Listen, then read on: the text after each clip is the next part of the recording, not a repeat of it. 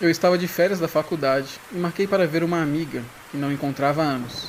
Sua mãe nunca gostou que ela tivesse amigos homens e sempre a proibiu de levá-los em casa, e por esse motivo, marcamos de nos encontrar em outro lugar. Havia um parque perto da casa dela, onde o estacionamento era embaixo de uma ponte. O parque em si não ficava sob a ponte, ele ficava um pouco mais à frente, mas o estacionamento do parque sim. Era um dia frio de inverno e já pelas 7 horas já estava um breu. Haviam poucas luzes nesse estacionamento que iluminavam o lugar. Apenas 2 postos de iluminação, bem mal distribuídos. O estacionamento estava muito vazio com apenas 4 carros, e um estacionado mais longe que o outro. Eu parei o meu carro e avistei o dela, que piscou as luzes para mim 2 vezes. Desci do meu em um frio horrível e fui para o dela tremendo. Fazia um semestre inteiro que não nos víamos, então nos abraçamos e começamos a conversar. Sempre que nos encontrávamos, eu baixava o banco do carro completamente até o final, onde dava apenas para ver o teto do carro, para ficar bem confortável e deitada. E ela inclinava apenas um pouco, mas sempre com o banco em pé. E dessa vez não foi diferente. Eu abaixei o meu banco até o final e ela abaixou apenas um pouco. Por volta de 30 minutos de conversa, ela me fala que 2 homens acabaram de passar pelo carro olhando para ela. Um mais novo, na casa dos 30 anos, e um mais velho, em torno de 45. O que a chamou a atenção foi que eles passaram colados no vidro, o que não tinha necessidade, já que o estacionamento estava muito vazio, e em seguida sumiram na escuridão. Eu me levantei a tempo de vê-los de costas. Continuamos conversando, quando de repente um farol cresce no estacionamento e para ao nosso lado, bem colado. E pelo vidro do carro, vimos que era o mesmo cara mais velho que tinha passado por nós. Ele estava olhando para baixo, mexendo no Facebook. Aquilo não nos assustou no início, mas era suspeito que ele tenha parado ao nosso lado, com o estacionamento tão vazio. Eu tinha me levantado para vê-lo e voltei a deitar em seguida. Minha amiga ficou incomodada com a situação, mas relevamos e continuamos a nossa conversa. Em certo momento, ela me fala que ele olhava para ela com frequência, e eu dei a ideia de ligar o carro e partir para outro ponto do estacionamento. E foi o que ela fez. Ela ligou e parou atrás de um canteiro de obras que estava no canto. Só que devido à posição do carro, o canteiro de obras tapou toda a luz do lugar, deixando uma grande escuridão. Eu não ligo para isso, mas confesso que aquilo estava sinistro. Neste momento, minha amiga diz que o cara mais novo vem em direção ao carro e passa ao lado olhando para o chão. Não tão perto como da última vez, mas era muito suspeito. Atrás de nós, apenas tinha um canteiro com grama bem escuro, e ele foi para lá. Nos sentimos desprotegidos, pois o canteiro estava escuro demais, e não conseguimos vê-lo. Eu estava tentando não me preocupar, e me deito novamente. Quando o homem decide voltar e passa bem perto do carro, olhando para minha amiga, e para, e volta em direção ao canteiro de obras. Um farol surge atrás de nós, e era o carro do velho novamente, que para ao nosso lado mais uma vez. Nós não entendíamos o porquê, mas eu me levanto e olho para ele, e seu rosto está sendo iluminado fracamente pela luz do painel.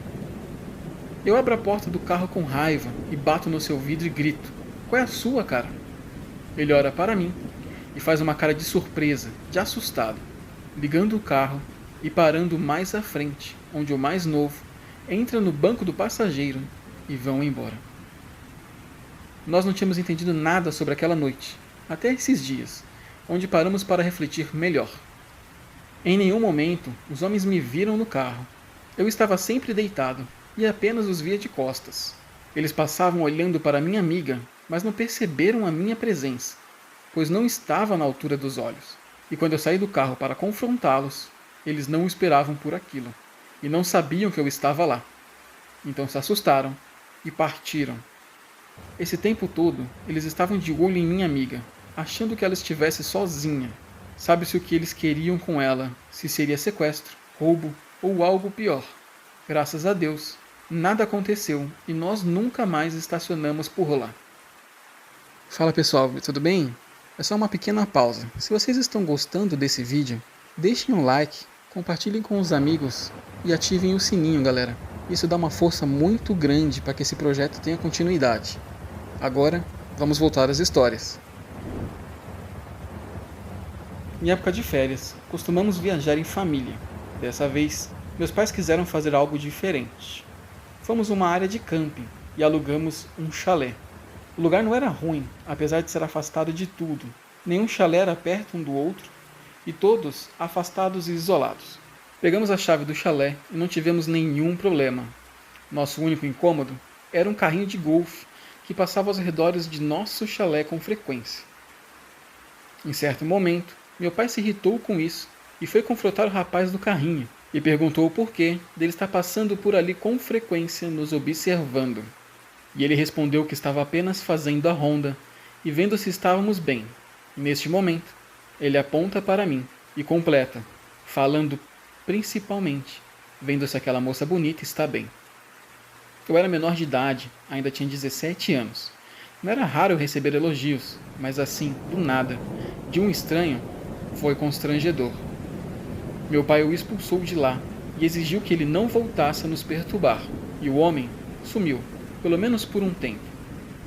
No quinto dia à noite, começou a chover muito forte, e todos já estavam dormindo em seus quartos, quando acordo com um clarão em minha janela.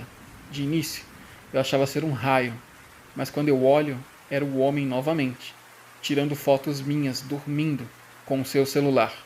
Provavelmente deve ter disparado flash sem querer. Eu grito bem alto, e meu pai vem para o meu quarto correndo, e o vê pela janela. Meu pai conseguiu alcançá-lo, enquanto minha mãe chamava a polícia e ele foi preso. O homem era filho do proprietário do lugar, e ele tinha acabado de ser solto da cadeia por importunação de menor. Eu comecei a me divulgar como blogueira no Instagram, e isso realmente começou a dar certo. De início, meu sonho era que eu pudesse me sustentar com publicidades enquanto eu estudava na faculdade, pois a grana estava cada vez mais curta. Certa noite eu abri uma lista de presentes na Amazon. A Amazon não mostra meu endereço para compradores, mas para vendedores sim. E esse foi o meu erro. Houve um feriado na época e eu fui para a casa dos meus pais passar alguns dias. Quando saio do prédio onde eu moro, avisto um carro suspeito do outro lado da rua, filmado. E mesmo todo escuro, consigo ver um homem me olhando. Eu achei aquilo suspeito demais, mas mesmo assim, segui viagem. À noite na casa dos meus pais, eu resolvo pegar nosso cachorro para dar uma volta na rua. E quando eu estava em frente à nossa casa, para minha surpresa, o mesmo carro estava lá, parado, com uma pessoa dentro me olhando. Aquilo era assustador, pois eu havia viajado quilômetros, horas, e era impossível. Eu corro para dentro de casa e tranco a porta, indo me deitar em seguida.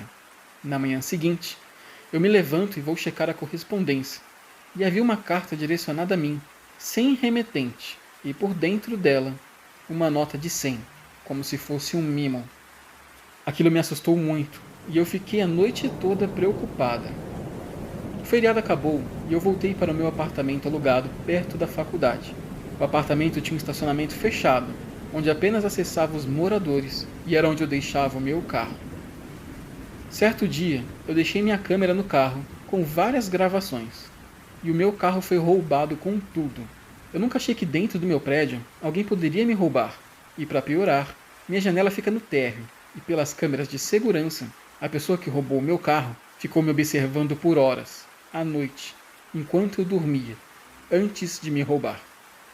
O carro foi encontrado na esquina, e eu tinha esquecido uma câmera, dentro do carro, e ela foi encontrada em uma loja de penhores. Como eu tinha o número de série dela, não foi difícil para a polícia encontrá-la.